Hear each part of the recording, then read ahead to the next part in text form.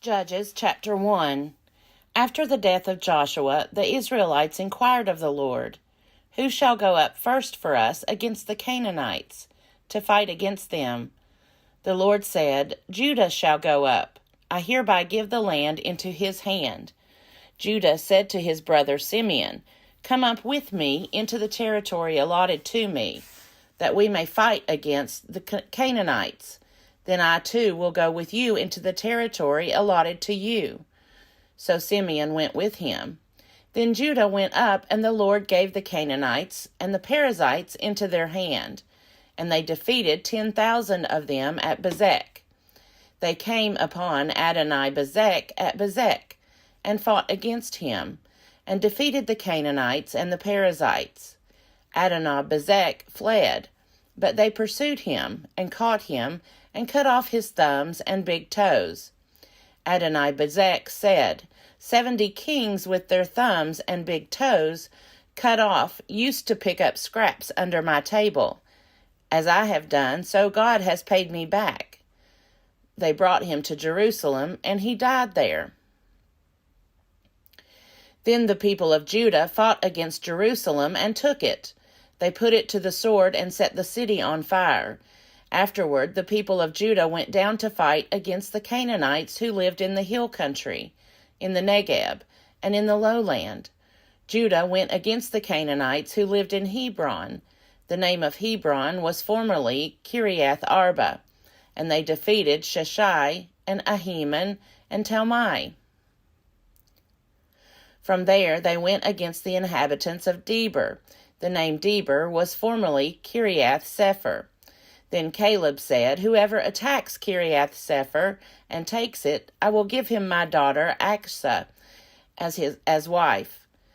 And Othniel, son of Kenaz, Caleb's younger brother, took it, and he gave him his daughter Achsah as wife. When she came to him, she urged him to ask her father for a field. As she dismounted from her donkey, Caleb said to her, "What do you wish?" She said to him, "Give me a present, since you have set me in the land of the Negeb. Give me also Gulath-Maim." So Caleb gave her Upper Gulath and Lower Gulath. The descendants of Hobab the Kenite, Moses' father-in-law, went up with the people of Judah from the city of palms into the wilderness of Judah, which lies in the Negeb near Arad. Then they went and settled with the Amalekites. Judah went with his brother Simeon, and they defeated the Canaanites who inhabited Zephath, and devoted it to destruction. So the city was called Hormah. Judah took Gaza with its territory, Ashkelon with its territory, and Ekron with its territory. The Lord was with Judah, and he took possession of the hill country, but could not drive out the inhabitants of the plain, because they had chariots of iron. Hebron was given to Caleb, as Moses had said, and he drove out from it the 3 sons of Anak. But the Benjaminites did not drive out the Jebusites who lived in Jerusalem. So the Jebusites have lived in Jerusalem among the Benjaminites to this day. The house of Joseph also went up against Bethel, and the Lord was with them. The house of Joseph sent out spies to Bethel. The name of the city was formerly Luz. When the spies saw a man coming out of the city, they said to him, "Show us the way into the city, and we will deal kindly with you." So he showed them the way into the city, and they put the city to the sword, but they let the man and all his family go. So the man went to the land of the Hittites and built a city, and named it Luz. That is its name to this day. Manasseh did not drive out the inhabitants of Beth-shean and its villages, or Tanakh and its villages, or the inhabitants of Dor and its villages, or the inhabitants of Ibleam and its villages, or the inhabitants of Megiddo and its villages. But the Canaanites continued to live in that land.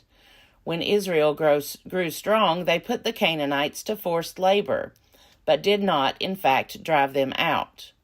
And Ephraim did not drive out the Canaanites who lived in Gezer, but the Canaanites lived among them in Gezer. Zebulun did not drive out the inhabitants of Kitron, or the inhabitants of Nahalol, but the Canaanites lived among them and became subject to forced labor. Asher did not drive out the inhabitants of Akko, or the inhabitants of Sidon, or of Alab, or of Akzib, or of Helba, or of Aphik, or of Rehob, but the Asherites lived among the Canaanites, the inhabitants of the land, for they did not drive them out. Naphtali did not drive out the inhabitants of Beth Shemesh, or the inhabitants of Beth Anath, but lived among the Canaanites, the inhabitants of the land. Nevertheless, the inhabitants of Beth Shemesh and of Beth Anath became subject to forced labor for them. The Amorites pressed the Danites back into the hill country. They did not allow them to come down to the plain. The Amorites continued to live in Har-Hers, in Ajalon, and in Shaalbim, but the hand of the house of Joseph rested heavily on them, and they became subject to forced labor. The border of the Amorites ran from the ascent of Akrabim, from Selah and upward. Judges chapter 2. Now the angel of the Lord went up from Gilgal to Bochum, and said, I brought you up from Egypt, and brought you into the land that I had promised to your ancestors. I said, I will never break my covenant with you. For your part, do not make a covenant with the inhabitants of this land. Tear down their altars. But you have not obeyed my command. See what you have done? So now I say, I will not drive them out before you, but they shall become adversaries to you, and their gods shall be a snare to you. When the angel of the Lord spoke these words to all the Israelites, the people lifted up their voices and wept. So they named that place Bochum, and there they sacrificed to the Lord. When Joshua dismissed the people, the Israelites all went to their own inheritances to take possession of the land. The people worshipped the Lord all the days of Joshua, and all the days of the elders who outlived Joshua, who had seen all the great work that the Lord had done for Israel. Joshua, son of Nun, the servant of the Lord, died at the age of 110 years. So they buried him within the bounds of his inheritance in Timnath-Heres, in the hill country of Ephraim, north of Mount Gash. Moreover, that whole generation was gathered to their ancestors, and another generation grew up after them, who did not know the Lord, or the work that he had done for Israel.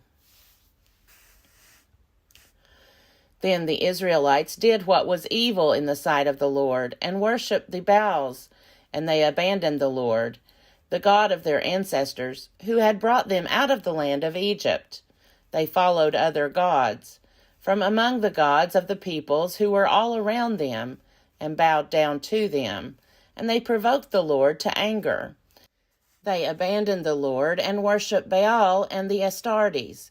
So the anger of the Lord was kindled against Israel, and he gave them over to plunderers who plundered them, and he sold them into the power of their enemies all around, so that they could no longer withstand their enemies. Whenever they marched out, the hand of the Lord was against them to bring misfortune, as the Lord had warned them and sworn to them, and they were in great distress. Then the Lord raised up judges, who delivered them out of the power of those who plundered them. Yet they did not listen even to their judges, for they lusted after other gods and bowed down to them. They soon turned aside from the way in which their ancestors had walked, who had obeyed the commandments of the Lord. They did not follow their example. Whenever the Lord raised up judges for them, the Lord was with the judge, and he delivered them from the hand of their enemies all the days of the judge. For the Lord would be moved to pity by their groaning because of those who persecuted and oppressed them. But whenever the judge died, they would relapse and behave worse than their ancestors, following other gods, worshiping them, and bowing down to them. They would not drop any of their practices or their stubborn ways.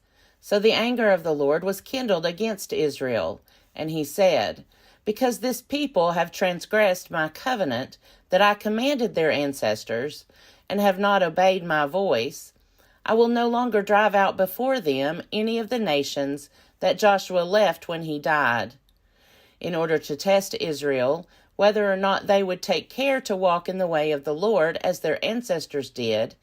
The Lord had left those nations, not driving them out at once, and had not handed them over to Joshua. Judges chapter 3.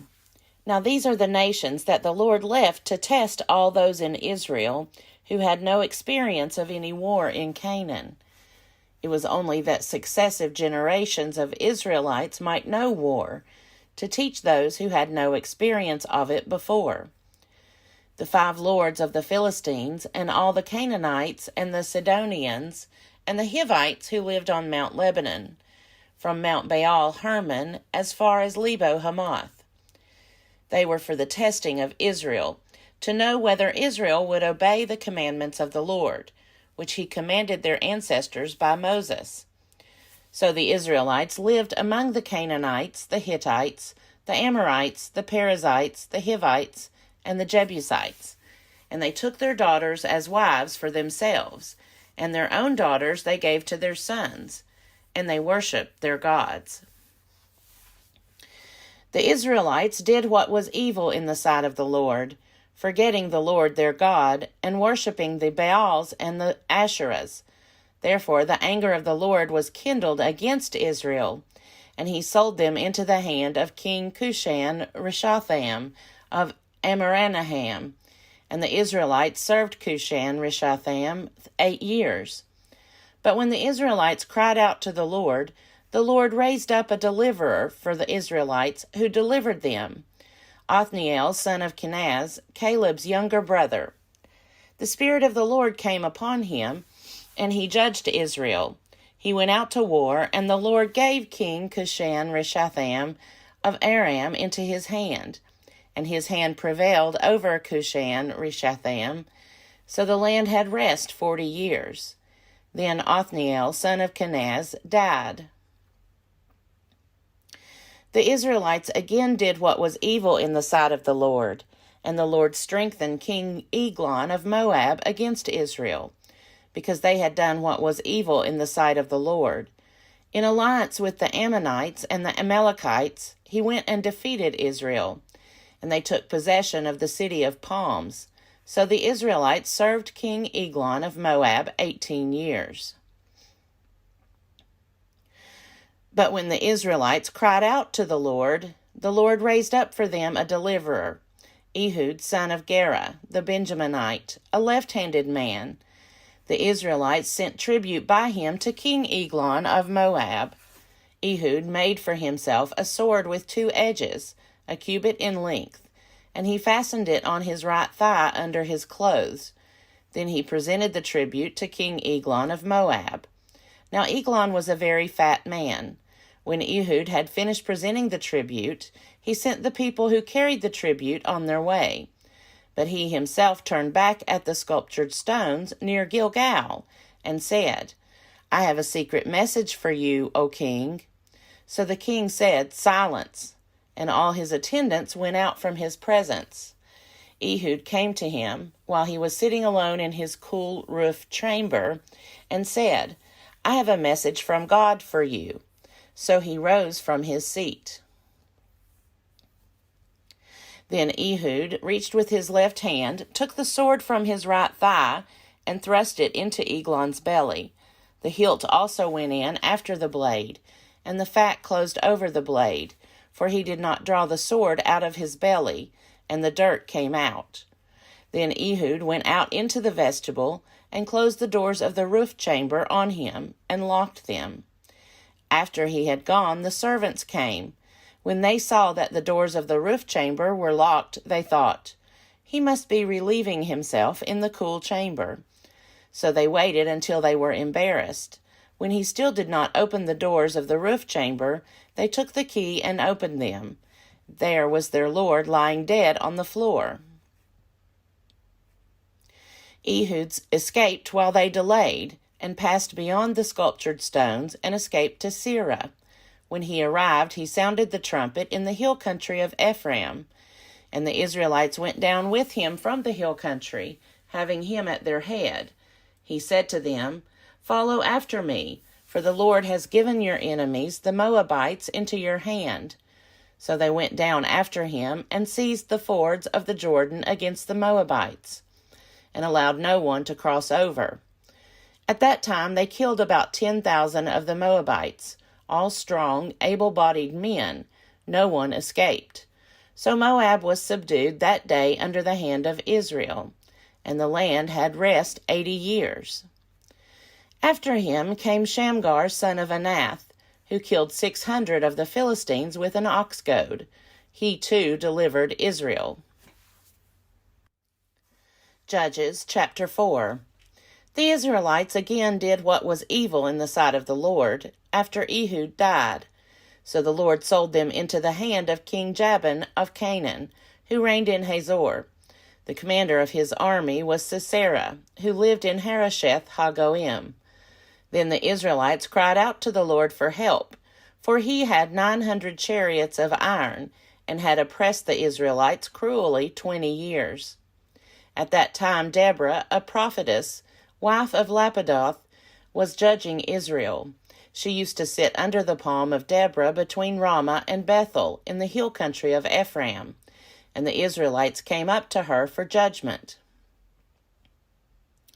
She sent and summoned Barak son of Abinoam from Kadesh in Naphtali, and said to him, "The Lord, the God of Israel, commands you, go, take position at Mount Tabor, bringing 10,000 from the tribe of Naphtali and the tribe of Zebulun.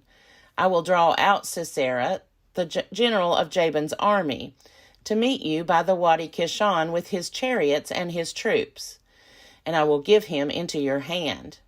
Barak said to her, "If you will go with me, I will go, but if you will not go with me, I will not go."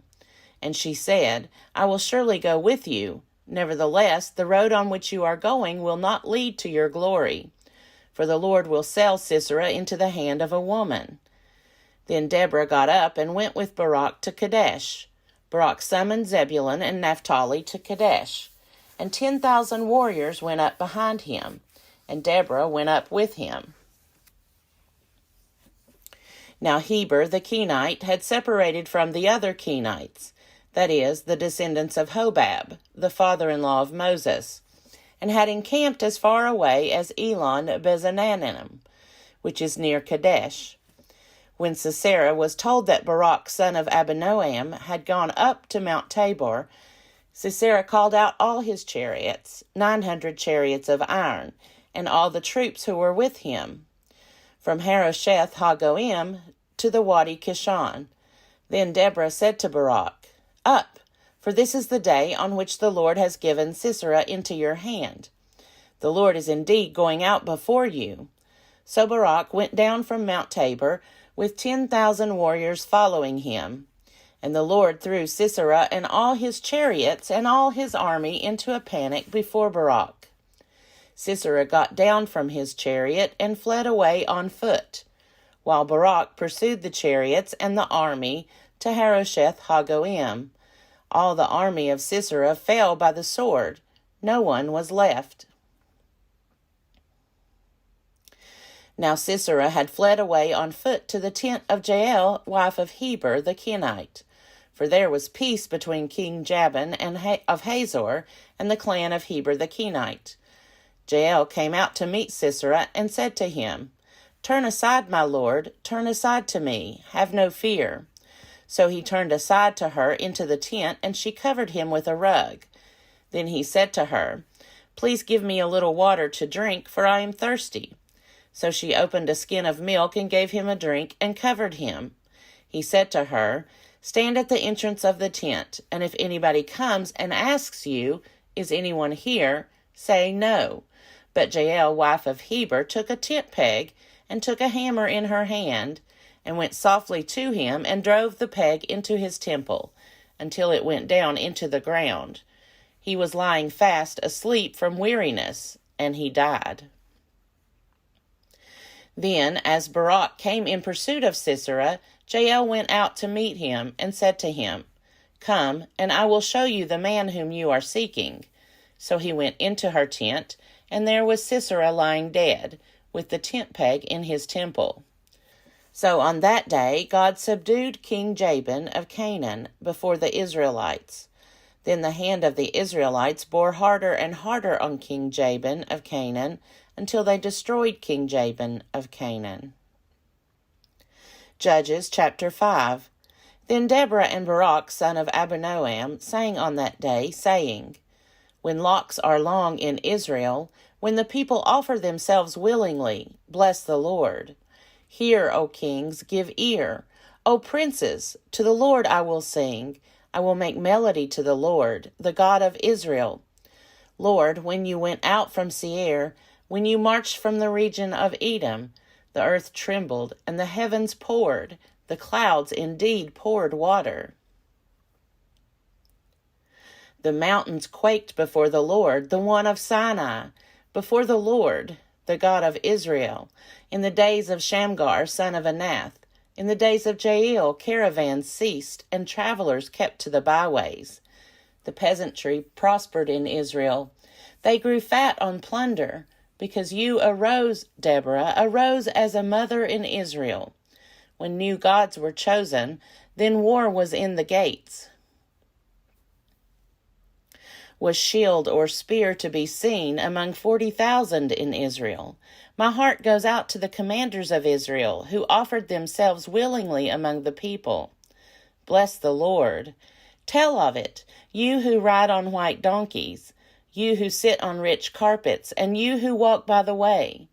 To the sound of musicians at the watering places, there they repeat the triumphs of the Lord, the triumphs of his peasantry in Israel. Then down to the gates marched the people of the Lord.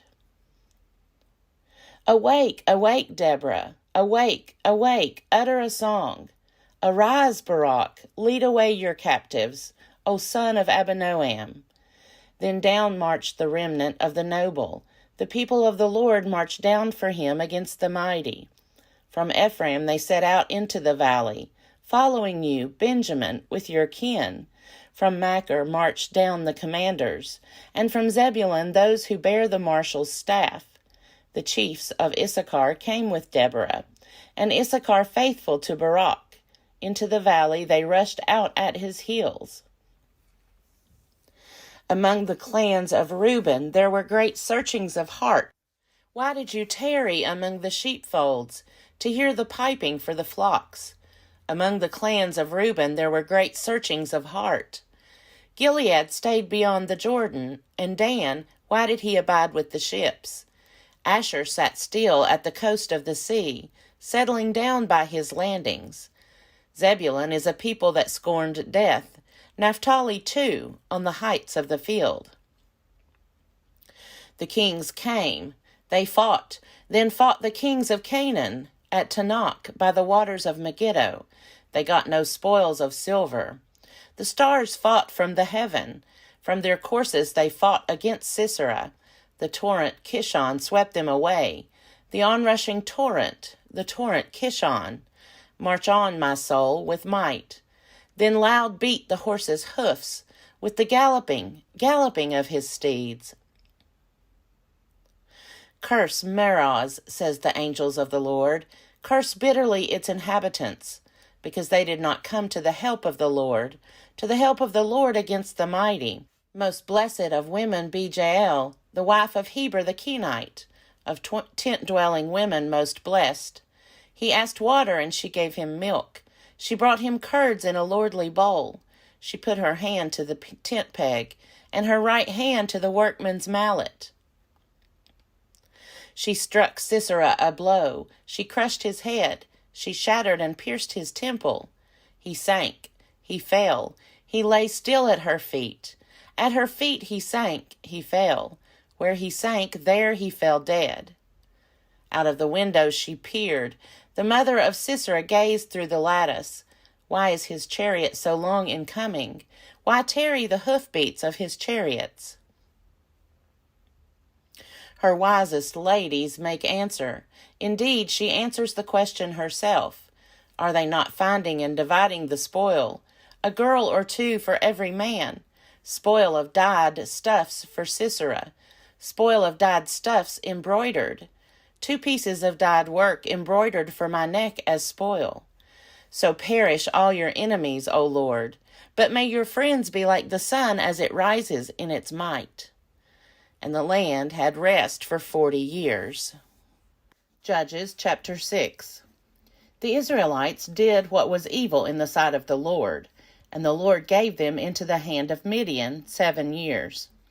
The hand of Midian prevailed over Israel, and because of Midian, the Israelites provided for themselves hiding places in the mountains, caves, and strongholds. For whenever the Israelites put in seed, the Midianites and the Amalekites and the people of the east would come up against them. They would encamp against them and destroy the produce of the land, as far as the neighborhood of Gaza, and leave no sustenance in Israel, and no sheep or ox or donkey. For they and their livestock would come up, and they would even bring their tents, as thick as locusts. Neither they nor their camels could be counted, so they wasted the land as they came in. Thus Israel was greatly impoverished because of Midian, and the Israelites cried out to the Lord for help. When the Israelites cried to the Lord on account of the Midianites, the Lord sent a prophet to the Israelites, and he said to them, Thus says the Lord, the God of Israel, I led you up from Egypt and brought you out of the house of slavery, and I delivered you from the hand of the Egyptians and from the hand of all who oppressed you, and drove them out before you and gave you their land. And I said to you, I am the Lord your God. You shall not pay reverence to the gods of the Amorites in whose land you live, but you have not given heed to my voice.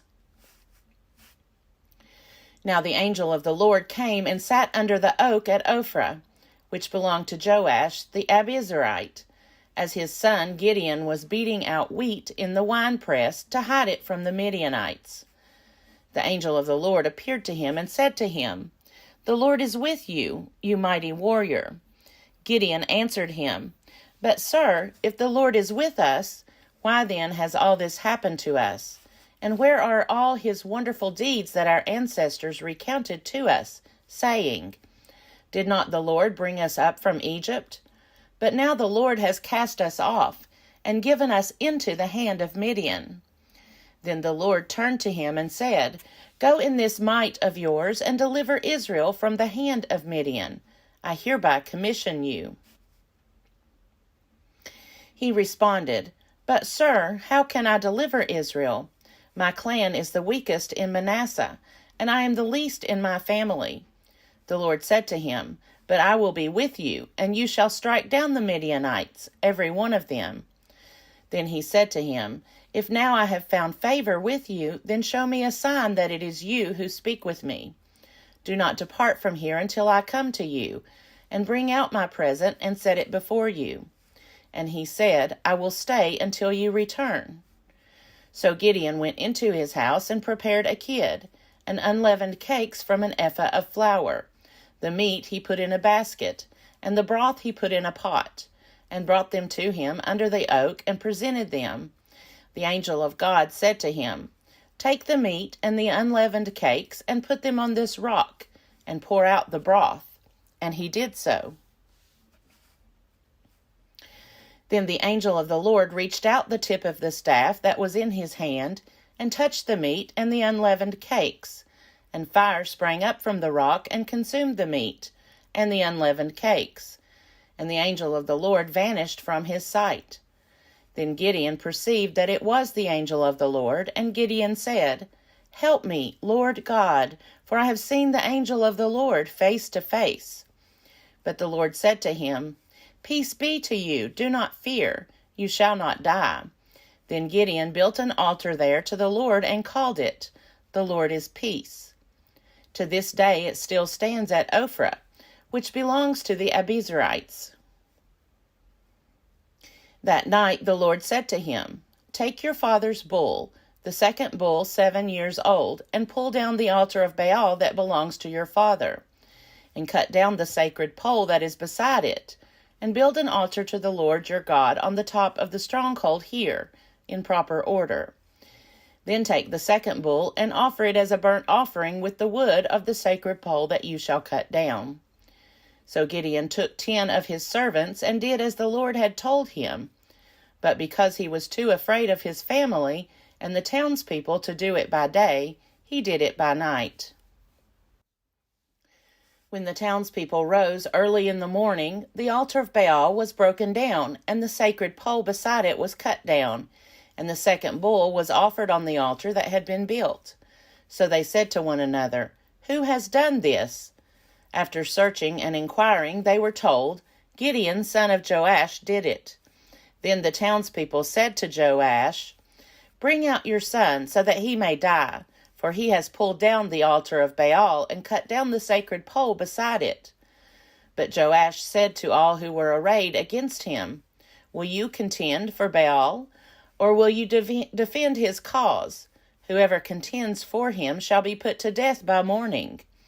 If he is a god, let him contend for himself, because his altar has been pulled down."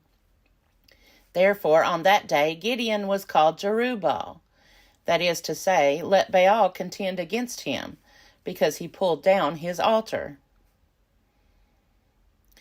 Then all the Midianites and the Amalekites and the people of the east came together, and crossing the Jordan, they encamped in the valley of Jezreel. But the Spirit of the Lord took possession of Gideon, and he sounded the trumpet, and the Bezerites were called out to follow him. He sent messengers throughout all Manasseh, and they too were called out to follow him. He also sent messengers to Asher, Zebulun, and Naphtali, and they went up to meet them. Then Gideon said to God, "In order to see whether you will deliver Israel by my hand, as you have said, I am going to lay a fleece of wool on the threshing floor. If there is dew on the fleece alone, and it is dry on all the ground, then I shall know that you will deliver Israel by my hand, as you have said." And it was so. When he rose early next morning and squeezed the fleece, he wrung enough dew from the fleece to fill a bowl with water. Then Gideon said to God, "Do not let your anger burn against me. Let me speak one more time. Let me, please, make trial with the fleece just once more. Let it be dry only on the fleece, and on all the ground let there be dew." And God did so that night. It was dry on the fleece only, and on all the ground there was dew.